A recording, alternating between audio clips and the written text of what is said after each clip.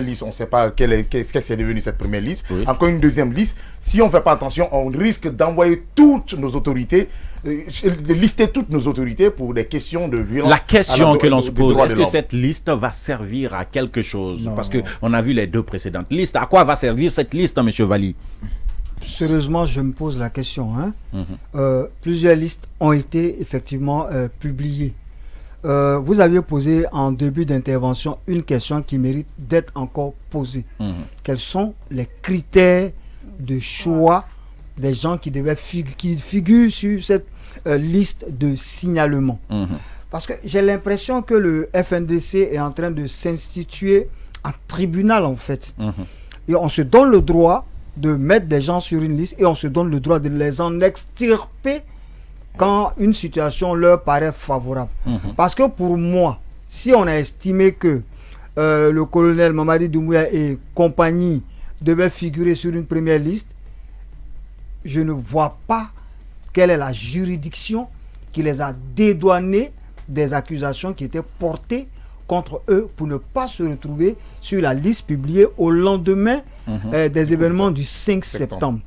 Donc je dis quelque part qu'on aimerait bien entendre les gens du FNDC nous donner les critères de choix pour ces personnes listées. Sinon, quelque part, ces listes risquent de ne pas servir à grand chose. D'accord. On tente de joindre Fodé Baldé au bout du fil. Mais je ne sais pas ce qui se passe en fait. C'est des personnes qui te donnent l'accord, oui, on va intervenir, mais après, personne ne va intervenir en fait. Je ne sais pas ce qui se passe. On dirait que tout le monde a peur de parler. Tout le monde a peur de parler. Les uns les autres ont peur de parler. Ils ont raison peut-être ils ont raison d'avoir peur de parler. Allez-y. C'est pas comme s'ils seront sur le plateau.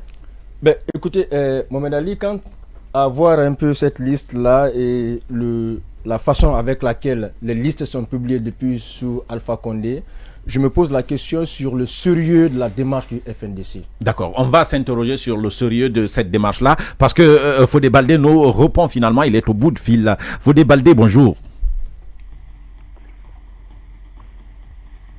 Fodé Baldé, bonjour. Bonjour. Alors, merci d'accepter notre invitation, Fodé Baldé. Vous êtes l'un des responsables de l'UFR. Parlez, allez-y. Alors, Fodé Baldé, on a vu un de vos leaders, un de vos responsables arrêté et conduit en prison sous mandat de dépôt avec d'autres leaders du FNDC. Comment, au sein de l'UFR, vous accueillez cette situation et quelle va être votre réaction?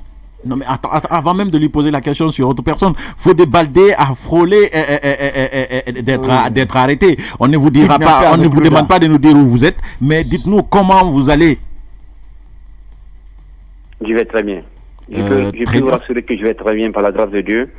Et je pense que ce dont a été victime nos trois camarades, c'est l'expression vraiment, nous sommes très indignés. Ça, il faut le reconnaître parce que, encore une fois, la façon par laquelle ils ont été tous kidnappés, vraiment, on n'a pas besoin d'offrir aux Guinéens une telle scène pour interpeller ou pour faire appel à des citoyens qui n'ont jamais quitté leur domicile. Honoré Chekouya était chez lui, Founi Kimanga n'a pas quitté, Ibrahim Diallo non plus. Donc vraiment, on devait faire vraiment l'économie d'une telle scène parce que nous l'avons connu par le passé, ça n'a rien produit. Au contraire, ça a encore fragilisé le tissu social. Je puis vous faire, comme on appelle, peut-être une exclusivité, ça. Comme on appelle, je me suis rendu dans la famille de l'honorable après qu'il a été kidnappé. Je vous dis que j'ai trouvé sa famille dans le traumatisme total. Vous ne pouvez pas imaginer. Son fils, son petit garçon qui me posait des questions auxquelles je n'avais pas de réponse. Mais pourquoi les gens en veulent à son père? Qu'est-ce que son père a fait? Qui sont ceux qui sont venus chercher son père? Pourquoi on vient avec des armes jusqu'à dans la chambre de sa mère? Pourquoi à faire des questions. La dame aussi m'a posé à faire des questions que je ne pouvais pas répondre. C'est comme ça la politique.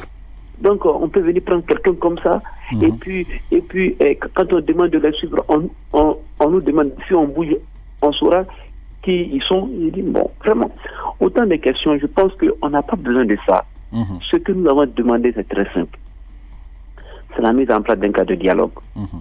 Pour que tout simplement on puisse discuter des thèmes pouvant nous permettre un retour rapide à l'ordre constitutionnel.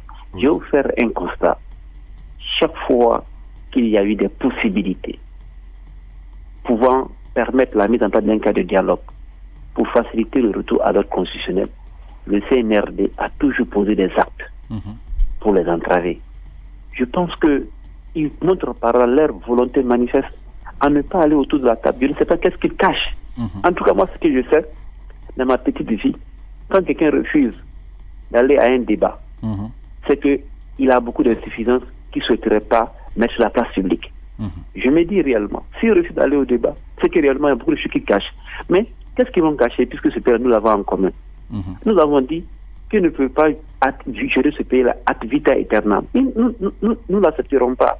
Et nous userons vraiment de tous les moyens légaux à notre disposition pour se faire entendre. Alors, comment est-ce que, Mohamed, avant de poser la question, Fodé Baldé, vous particulièrement, pourquoi vous étiez recherché? Parce qu'on peut comprendre que les organisateurs, membres du FNDC, les responsables membres du FNDC puissent être arrêtés, parce que c'est eux qui ont planifié la manifestation, c'est eux qui ont dirigé la manifestation, on peut comprendre cela.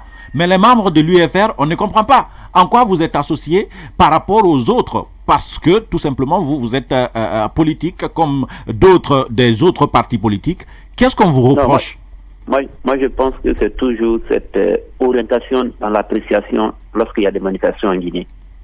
En fait, en Guinée, quand il y a les manifestations, même si tout le monde sort, il y a une seule zone où on s'en va réprimer. Ça, il faut avoir le courage de le dire.